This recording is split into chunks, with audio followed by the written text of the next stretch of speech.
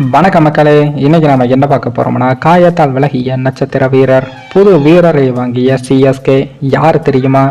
அதாவது IPL 2024 ஆண்டுக்கான T20 cricket தொடரில் நடப்பு சாம்பியனான சிஎஸ்கே அணி இதுவரை விளையாடிய 6 போட்டிகளில் 4 வெற்றிகளை பெற்றுள்ளது. இதனால் புதிய கேப்டன் ருத்ராஜ் கைவாட் தலைமையில் கோப்பையை தக்க வைக்கும் பயணத்தில் சிஎஸ்கே அணி போராடி வருகிறது.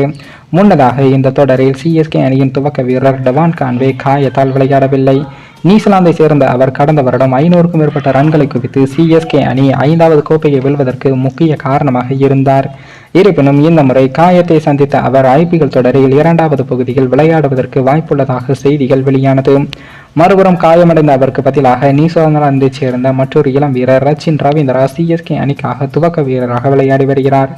குறிப்பாக 2023 ஆண்டு உலகக்கோப்பையில் 500க்கும் மேற்பட்ட ரன்கள் அடித்து சச்சின் டெண்டுல்கரின் சாதனையை உடைத்த அவர் 1.80 கோடிக்கு சிஎஸ்கே நிர்வாகம் துவக்க வீரராக களமிறங்கும் வாய்ப்பை கொடுத்தது. அந்த வாய்ப்பில் முதல் 2 போட்டிகளில் அதிரடியாக விளையாடிய அவர் அதன் பின் சற்று தடுமாற்றமாக விளையாடி இதுவரை 6 இன்னிங்ஸ்களில் 133 ரன்கள் மட்டுமே எடுத்துள்ளார். இந்த நிலையில் தான் காயம் இன்னும் குணமடையாததால் IPL 2024 ஆண்டுக்கான தொடரில் டெவான் கான்வே முழுமையாக விலகுவதாகவும் சிஎஸ்கே நிர்வாகம் அதிகாரப்பூர்வமாக அறிவித்தது.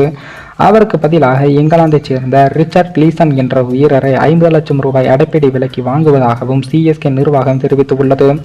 36 வயதாகும் வலதுகை வேகப்பந்து வீச்சாளரான அவர் 2022 ஆண்டு முதல் இங்கிலாந்து அணிக்காக விளையாடி வருகிறார்.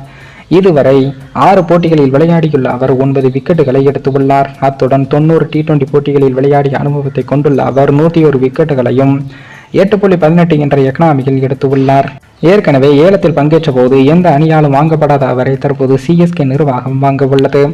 மொத்தத்தில் இதுவரை 23 IPL போட்டிகளில் 924 ரன்களை குவித்து அசத்திய டெவான் கான்வே காயத்தால் விலகியது சிஎஸ்கே அணிக்கு பின்னடைவாக பார்க்கப்பட்ட முடிகிறது. இதனைத் தொடர்ந்து புள்ளி பட்டியலில் 3வது இடத்தில் இருக்கும் சிஎஸ்கே அணி தங்களுடைய அடுத்த போட்டியான இன்றைய தினம் லக்னோ அணியை அதன் சொந்த மண்ணில் எதிர்கொள்ள உள்ளது. மேலும் இந்த வீடியோ ஏதோ ஒரு விதத்தில் உங்களுக்கு பிடித்திருக்கும் என்று நினைக்கிறேன். நம்ம சேனலுக்கு புதிதாக வீடியோ பார்க்கிறீர்கள் என்றால் மறக்காமல் சப்ஸ்கிரைபர் செய்துவிட்டு பாருங்கள். இன்னொரு வீடியோவில் சந்திக்கும் வரை நான் உங்கள் தமிழ்.